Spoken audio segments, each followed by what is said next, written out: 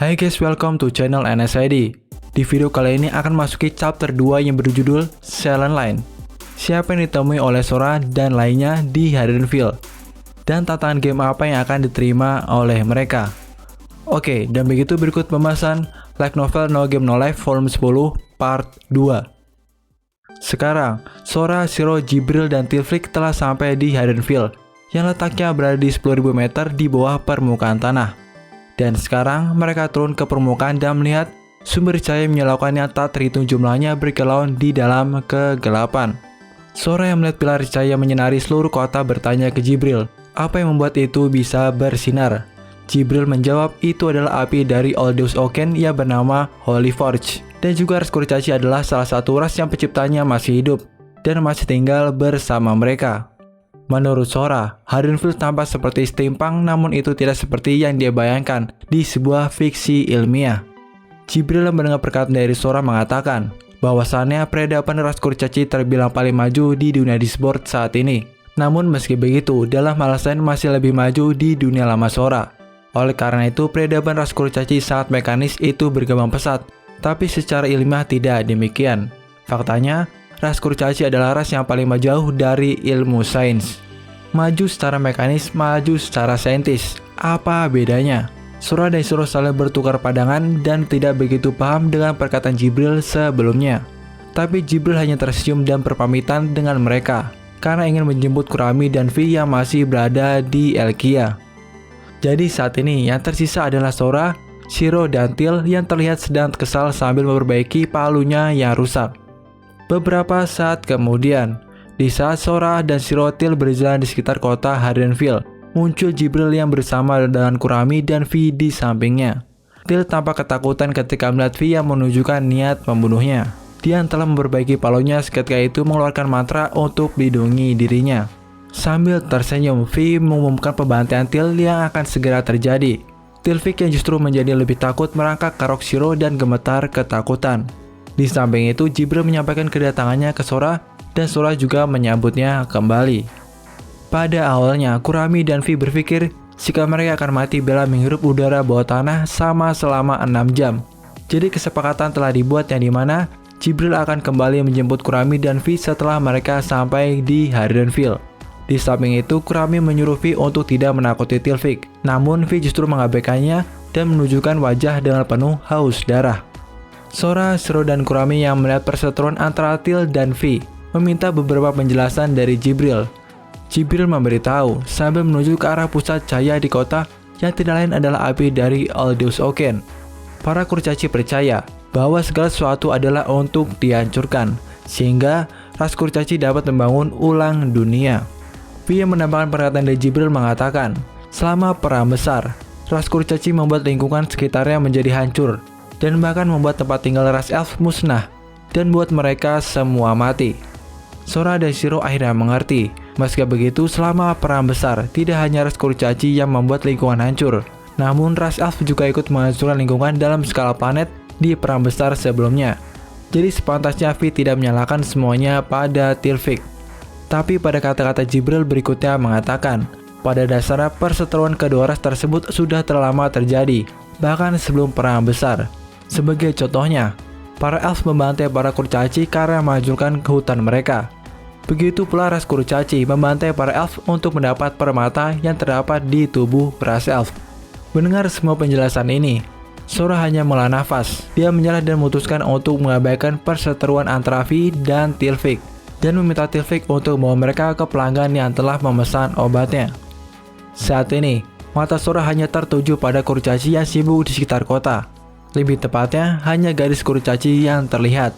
Saat dia bertanya kepada Til di mana mereka bisa menemukan pelanggannya, Tilfrik tampaknya juga tidak tahu persis lokasi pertemuannya.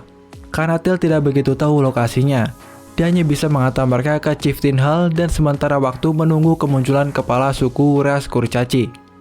Sora melihat Tilfrik merasa dejavu. Menurutnya, Tilfrik juga membenci negaranya, sama seperti dirinya saat di dunia lamanya. Kemudian Sora bertanya ke Tilfrik, mengapa dia bisa sebegitu bencinya dengan tempat tinggalnya. Til menjawab, menurutnya tidak ada tempat bagi dirinya untuk tinggal di Haddonfield. Dan ibu kota adalah bagian terburuk. karena di tempat tinggalnya tidak ada langit. Sora tertawa saat mendengar jawaban dari Tilfik, dan menurutnya perkataannya ada benarnya juga. Singkat cerita, mereka semua telah sampai di pusat distrik industri Haddonfield. Di tempat tersebut sangatlah ramai dan bising. Ada banyak kurcaci yang terlihat sedang bekerja. Dan sekarang, mereka bisa melihat pekerja dari ras kurcaci yang sedang membuat alat sihir yang bernama lengan roh. Saat mereka berada di jembatan layang, mereka menyaksikan seekor football mengambil gumpalan logam yang sangat besar. Ketika kurcaci itu mengambilnya dan ditempa menggunakan palonya, seketika itu gumpalan logam terbentuk menjadi sebuah lengan roh. Sora yang melihat pekerjaan kurcaci membuatnya bingung, meminta Jibril untuk menganalisanya. Namun Jibril menjawab jika dia tidak bisa menganalisanya karena pergerakan dari ras kurcaci tampak begitu cepat.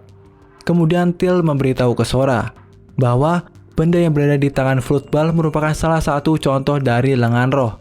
Secara teknis, awalnya berasal dari sebuah logam mentah. Ketika logam itu ditempa dan dimenjenisikan oleh penempanya, maka secara otomatis akan mengubah logam itu menjadi sebuah alat yang bernama lengan roh. Bentuk dari lengan roh ataupun kerumitannya bermacam-macam dan tergantung penempanya. Sora yang mendengar penjelasan dari Tilfik ketika itu terkejut dan bingung. Sebab bagaimana mungkin ras kurcaci bisa menciptakan suatu benda yang begitu rumit hanya bermodalkan menempa saja, tanpa ada proses yang begitu jelas seperti adanya rancangan pembuatan. Karena Sora tampak kebingungan, Jibril memberitahu proses penciptaan lengan roh itu terhubung dengan roh dan jiwa dari ras kurcaci, sehingga secara tidak langsung berkaitan dengan sihir yang membuat lengan roh itu tercipta. Dan juga itu merupakan salah satu keajaiban dari seorang ras kurcaci. Meski Sora telah mendengar penjelasan dari Jibril, dia masih begitu ragu karena tidak adanya desain maupun teori dalam penciptaan lengan roh tersebut. Karena itu sama saja seperti penyihir yang mengubah suatu objek yang mereka inginkan seperti di dalam fiksi fantasi. Kemudian Jibril berlutut dan memberitahu sekali lagi, dia tidak bisa menjelaskan secara detail karena pergerakan kurcaci yang begitu cepat. Meskipun dia bisa melihatnya, tetapi dia sendiri tidak bisa memahaminya. Sehingga dia berspekulasi, meskipun mereka menanyakan langsung ke kurcaci tersebut, kurcaci itu juga tidak dapat menjelaskannya.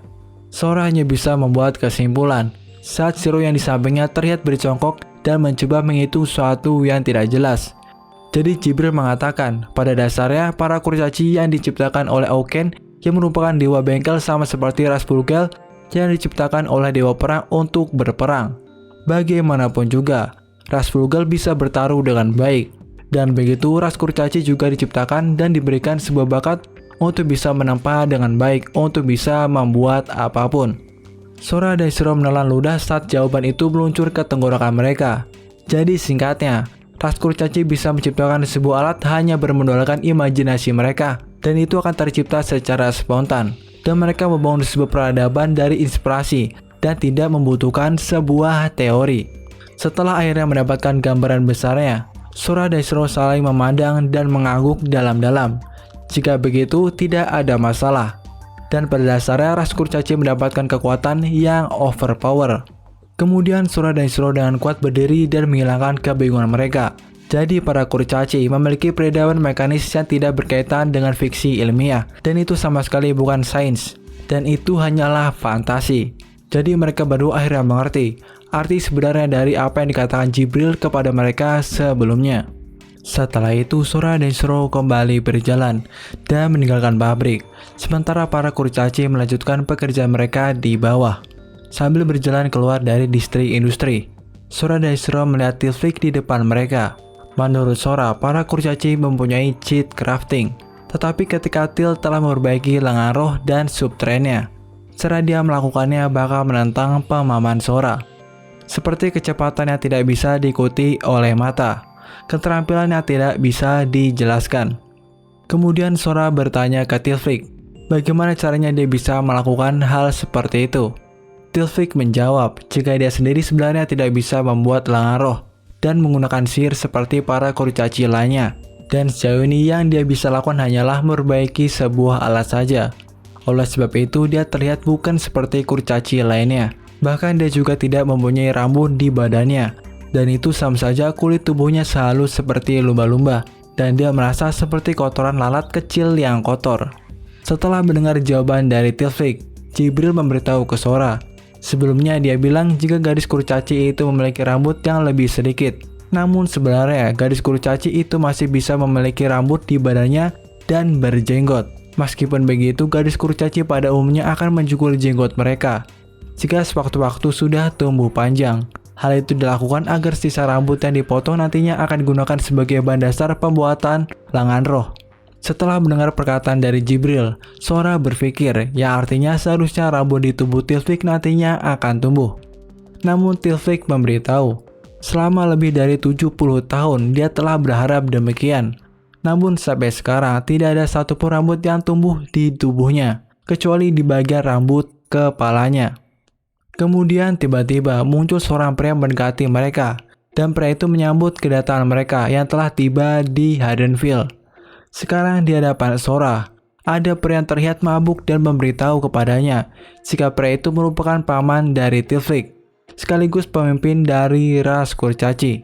Pria itu terlihat mengenakan pakaian gelandangan, dan dia mengusap Til dengan pipinya saat dia sedang dalam keadaan mabuk. Kemudian Sora bertanya ke Tilfik, apakah benar pria itu merupakan pamannya? Til menjawab jika dia tidak mengenalnya juga. Pria itu memberitahu seharusnya Tilfik menyadari siapa dirinya. Lagi pula dialah yang memberikan surat itu kepadanya sebelumnya untuk dikirimkan ke pemimpin Federasi Elkia.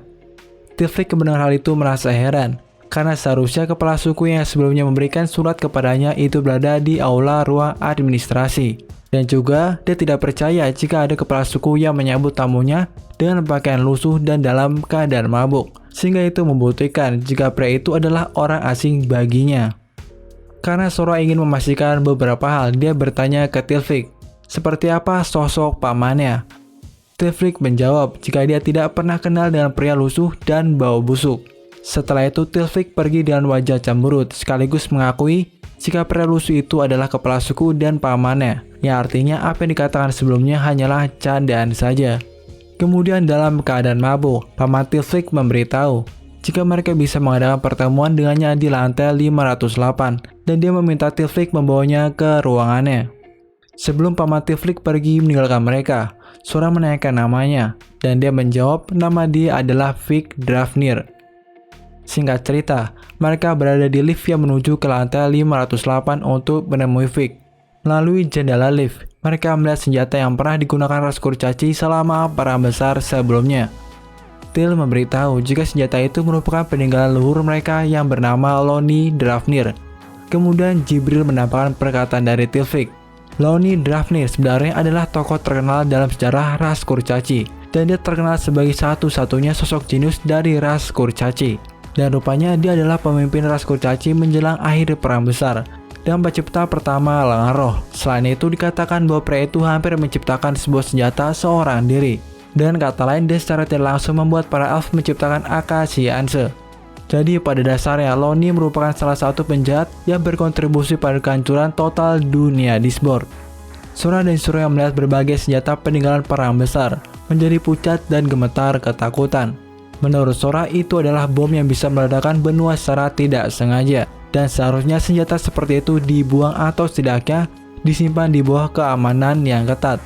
Jibril memberitahu jika bom hidrogen itu sudah tidak berfungsi lagi, karena makhluk elemental yang sebagai pengaktif bom tersebut sudah tidak ada lagi, dan karena adanya 10 ikrar, makhluk elemental sudah tidak diburu lagi sebagai bahan bakar untuk menciptakan sebuah senjata. Sora dan Surya akhirnya bisa menghela nafas lega dan mengikuti padang Jibril ke atas. Kemudian mereka semua terlihat bingung karena melihat sebuah robot raksasa yang besar setinggi puluhan meter. Tilfik memberitahu jika itu adalah karya terakhir dari Loni Drafnir setelah perang besar terjadi, dan itu juga salah satu dari lengan roh terkuat yang pernah ada. Dan sebenarnya bentuk lengan roh itu bermacam-macam bentuknya, dan menurutnya saat ini tidak ada yang bisa mengoperasikan robot itu. Dari informasi yang Tilfik dapat, robot itu mempunyai kemampuan yang dapat menulis atau mengubah suatu konsep yang ada. Surya mendengar perkataan dari Tilfik berpendapat jika robot itu dapat menulis ulang suatu konsep, yang artinya itu bisa menulis konsep kepada lawannya. Yang artinya, jika ras kurcaci berkehendak lawannya kalah, maka itu bisa terjadi sesuai keinginannya. Bagi Sora itu sudah termasuk di luar level cheater. Dan itu tidak adil namanya jika robot itu digunakan dalam sebuah permainan. Tilvik menatap lurus ke arahnya dan setuju dengan pendapat dari Sora. Dia melanjutkan perkataannya terlepas dari keterkejutan Sora. Bisa dikatakan itu adalah sistem untuk menulis sulang konseptual ke sebuah objek atau target tertentu. Di samping itu, Leaf telah melatih robot humanoid raksasa, dan mereka telah sampai di lantai 508. Ketika pintu lift itu terbuka, mereka bisa melihat Fake yang duduk di atas singgasana dan mengatakan jika robot raksasa itu secara tidak langsung memiliki kemampuan membuat sesuatu yang tidak mungkin menjadi mungkin. Kemudian Fake meminta Sora untuk segera menjual obatnya kepadanya dan segera melakukan transaksi. Namun sebelum melakukan transaksi, Fake menunjukkan surat yang sebelumnya dikirim oleh Sora kepadanya. Dan surat itu berisi bahwa Federasi Elkia memberi penawaran bantuan ke Harenville. Namun sebagai bayarannya, pihak ras kurcaci harus membayar dengan menyerahkan negaranya ke Federasi Elkia. Sebenarnya surat nasional yang mereka buat yang ditulis oleh Step telah berhasil dikirim. Dan hanya itu yang dikatakan.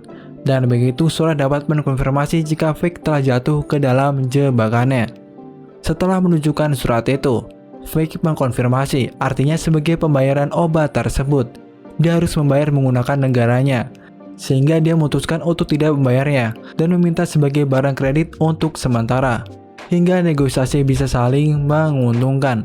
Entah bagaimana, Fake dengan mudah menemukan Sora dan Shiro yang bahkan tidak bisa ditemukan oleh Vi dan Kurami.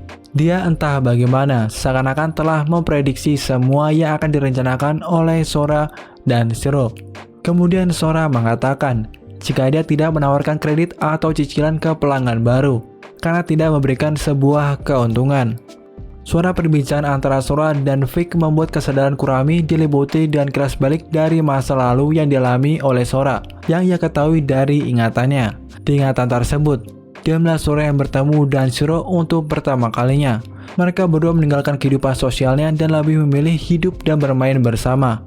Namun ada satu ingatan Sora yang terlihat menderita yang dimana Sora terlihat khawatir dan berlari ke arah yang salah berulang kali. Dan akhirnya membuat tangannya menjadi berdarah. Semua negara sedang mencari identitas asli Sora dan Shiro dan mencari tahu kartu truf mereka berdua. Kurami yakin negara lain tidak akan percaya jika Sora dan Shiro sebenarnya hanyalah manusia biasa. Tetapi jika Fake tahu jika mereka berdua berasal dari dunia lain dan pernah sekali mengalahkan Ted, mungkin saja dia tidak akan meremehkan Sora dan Shiro. Di sisi lain, Sora dan Shiro terus melakukan debat dengan Fake dan tidak kunjung selesai. Kemudian Fake bangkit dari singgasananya dan memutuskan untuk melakukan pertandingan game dengan mereka semua dan memutuskan hasil negosiasi tergantung dari hasil permainan. Untuk gamenya adalah kompetisi pertandingan lengan roh. Kemudian Fake mengambil pedangnya dan menusuknya di singgasana. Seketika itu singgasana itu berubah menjadi sebuah robot raksasa berbatu kesatria setinggi 15 meter. Robot raksasa dengan jenis yang sama dengan mereka lihat sebelumnya atau lebih tepatnya, itu merupakan versi yang tampaknya lebih canggih. Jadi pada dasarnya, Fake mengusulkan sebuah game yang dimana mereka menciptakan robot raksasa dan saling mengalahkan atau bisa disebut dengan game pertempuran robot. Sora dan Shiro setuju dengan usulan Fake dan akan mendengarkan aturan dari game tersebut. Setelah menerima game tersebut, mereka semua meninggalkan ruang pertemuan. Kemudian Tilvik mengatakan jika Sora tidak mungkin bisa mengalahkan pamannya dalam kompetisi senjata lengan roh. Tilvik mengatakan game itu mustahil bagi mereka berdua untuk menang. Sambil tertawa kecil, Sora diam-diam setuju dengan pendapat Tilvik. Kemudian Sora membahas kejadian sebelumnya. Singkatnya, detail dari game yang Fake usulkan adalah seperti ini. Sebuah game robot mecha menggunakan lengan roh. Pada dasarnya itu adalah pertempuran robot. Tapi kerusuhan pada lengan roh mereka akan menyatu ke dalam inti atau jantung robot. Tidak peduli jenis serangan apa yang mendarat, hanya intinya yang akan hancur. Dan pendali tidak akan terluka. Inti dari robot terhubung dengan jiwa penggunanya. Jadi jika salah satu dari petarung inti robotnya rusak, maka dia akan kalah. Dengan begitu, Fake mengatakan jika Sora dan Shiro bebas memasukkan siapapun ke dalam timnya. Namun di game itu hanya ada lengan roh dan tidak adanya bantuan sihir. Dan dia juga akan meminjamkan semua fasilitas yang ada agar Sora dan Shiro bisa membuat lengan roh.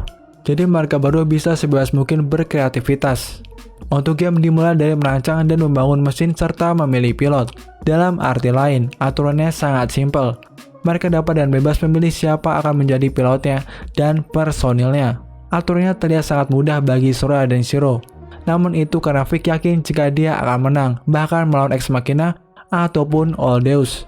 Tidak ada yang bisa membuat lengan roh yang lebih baik dari yang bisa dilakukan oleh Vic saat ini. Hasilnya adalah bahwa ini adalah game yang pasti akan dimenangkan oleh Vic.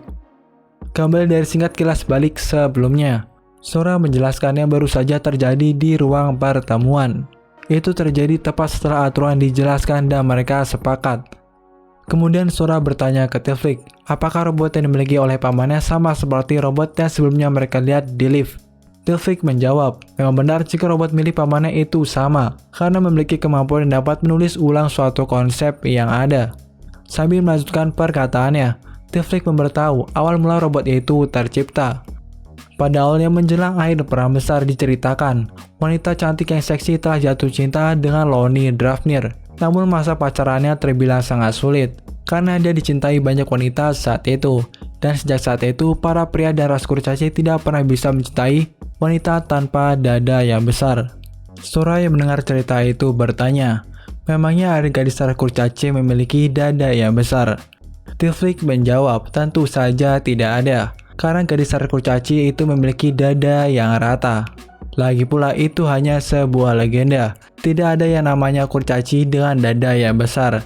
Dan juga tidak diketahui siapa wanita yang pernah berpacaran dengan Lonnie Drafnir. Tapi bagaimanapun juga, karena tidak ada hal seperti itu, dia berhasil menciptakannya. Sora akhirnya mengerti dalam perkataan dari Tiflik, yang artinya Lonnie dan Vic sama-sama menciptakan suatu hal yang konyol. Mereka menciptakan robot hanya untuk membuat seorang gadis dapat memiliki dada yang besar. Saat Tiflik setuju dengan penjelasan dari Sora, tiba-tiba dadanya menjadi besar. Di saat itu mereka bisa melihat Vic yang turun dari robot raksasanya sambil tersenyum. Sora yang melihat hal itu mengerti itulah salah satu alasan Teal melarikan diri dari pamannya yang mesum, karena membuat dada keponakannya menjadi besar secara tiba-tiba. Pada saat itu Sora melihat sekelilingnya. Dia terkejut karena bukan hanya Tiflik saja yang berubah, namun gadis lainnya juga terkena dampaknya dan memiliki dada yang besar seperti Tiflik. Pada saat yang sama, sorakan, air mata, dan keterkejutan dari para gadis mulai terlihat. Terutama Kurami yang terlihat begitu gembira, karena memiliki dada yang selama ini ia impikan. Kemudian Vic bertanya ke Shiro, apakah dia tidak puas dengan dadanya, dan apa yang membuatnya terlihat begitu kesal. Shiro menjawab jika dia sedang memikirkan apakah hal itu menguntungkan baginya atau tidak, terutama untuk karakter adik perempuan. Entah bagaimana, ada sesuatu yang aneh menurut Sora. Sementara Shiro dan gugup mendekati Sora sambil menanyakan apakah dia setuju dengan adik yang memiliki dada yang besar. Namun di samping itu, Kurami berpendapat jika Sora menyukai lolicon berdada besar. Sora yang mendengar perkataan dari Kurami mengatakan jika dada yang Kurami miliki saat ini masihlah palsu, dan dia meminta ke semuanya untuk berhenti berdebat satu sama lain. Namun tiba-tiba Sora melihat Vic menghampiri V yang terlihat menahan emosinya. Setelah Vic mendekati V, seketika itu dia memegang dada V dan meremasnya. Pada saat yang sama, seluruh orang hanya bisa terkejut dengan situasi yang ada. Setelah menjaga jarak dengan V, Vic mengatakan dada yang dipolos dengan lengan roh merupakan hasil yang terbaik. Dan meskipun dia menyentuh dada V, itu tidak melanggar ikrar, jadi dia akan baik-baik saja. V hanya bisa marah dan mengejek Vic dengan kata-kata yang begitu kasar. Di samping itu, Kurami mencoba menenangkan V yang tampak marah. Kemudian Vic bertanya, selera dada apa yang disukai oleh Sora? Ketika Sora ingin menjawab, Shiro memotong perkataannya dan mengatakan, jika mereka perlu menghormati kebebasan dalam selera maupun kesukaan, jadi hal seperti itu tidak perlu dipermasalahkan. Ketika Sora mencoba melihat Jibril, dia terkejut dengan perubahan Jibril yang menjadi lolicon. Di situ Sora merasa jika yang lainnya ingin dia menjadi seorang yang menyukai lolicon. Kemudian Sora menegaskan, dada yang besar yang dimiliki mereka adalah palsu, jadi hal seperti itu tidak perlu dibanggakan. Kurami yang mendengar perkataan dari Sora merasa tersinggung. Dia mencoba mengutip dari ingatan Sora yang mengatakan, tidak bisa dianggap palsu jika itu bisa menyaingi yang asli, yang artinya dada Kurami yang dimilikinya adalah asli karena lebih baik dari sebelumnya. Karena konflik antara Kurami dan Sora terus berlanjut, V memberitahu ke Kurami jika Sora merupakan temannya, sehingga sebaiknya menghentikan perselisihan. Kurami yang mendengar nasihat dari V seketika itu menangis dan memeluk V dan menghentikan konfliknya dengan Sora. Sora teringat dengan aturan game sebelumnya, jika dia boleh mengajak siapapun ke dalam timnya. Dan begitu dia mengajak V dan Kurami sebagai timnya untuk mengalahkan Vic. Dan tampaknya V juga setuju dengan usulannya. Kemudian Kurami dan V pergi meninggalkan mereka semua. Setelah Jibril menunggu V dan Kurami pergi, dia cukup yakin jika Kurami dan V akan mengkhianati mereka, yang dimana mereka akan menantang Vic terlebih dahulu. Namun dia cukup yakin jika Kurami dan V tidak akan bisa mengalahkan Vic. Sora yang mendengar pendapat dari Jibril mengatakan, lagi pula sejauh ini tidak ada yang diinginkan oleh V terhadap Harenfield. Dan dia yakin jika V juga tahu mereka tidak akan bisa menang kecuali bekerja sama. Kemudian Jibril bertanya ke Sora, mengapa dia menerima tantangan dari Vic. Meskipun benar Sora dan Isrolah yang telah ditantang, dan sebenarnya mereka berdua yang berhak memutuskan game berdasarkan 10 ikrar. Namun alasan mereka menerima tantangan itu adalah karena Vic menerima tawaran dari Sora agar mau membeli obatnya. Jadi tidak perlu ada yang mereka pertimbangkan lagi. Namun jika Jibril bertanya, mengapa mereka menerima game tersebut? Itu sudah jelas karena trik untuk tidak pernah kalah adalah tidak pernah memainkan game yang tidak bisa mereka menangkan. Itu artinya, Sora yakin jika dia masihlah memiliki kesempatan untuk menang seperti yang mereka rencanakan. Lagi pula, mereka memiliki Sora yang terbaik dalam membuat langan roh. Tiflik yang benar perkataan dari Sora pun bingung. Memangnya siapa yang lebih ahli dari pamannya? Sora menjawab, siapa lagi jika bukan Tiflik orangnya. Kemudian Tiflik bertanya, memangnya apa yang dia bisa lakukan? Sora dan Sora serentak menjawab, dengan kekuatan mereka lah Tiflik bisa melangkah maju. Dan pertandingan antara pecundang dan musuh yang tak terkalahkan itulah yang akan menunjukkan kemenangan yang telah ditetapkan dari awal. Yang artinya dengan kerjasamanya antara Tiflik dengan mereka semua, mereka bisa melakukan comeback untuk mengalahkan Vic. Tiflik yang mendengar hal itu justru dipenuhi dan air mata keputusasaan dan berlari menjauh meninggalkan Sora dan Shiro. Oke, itu adalah pembahasan untuk kali ini. Like, share, and see you next time.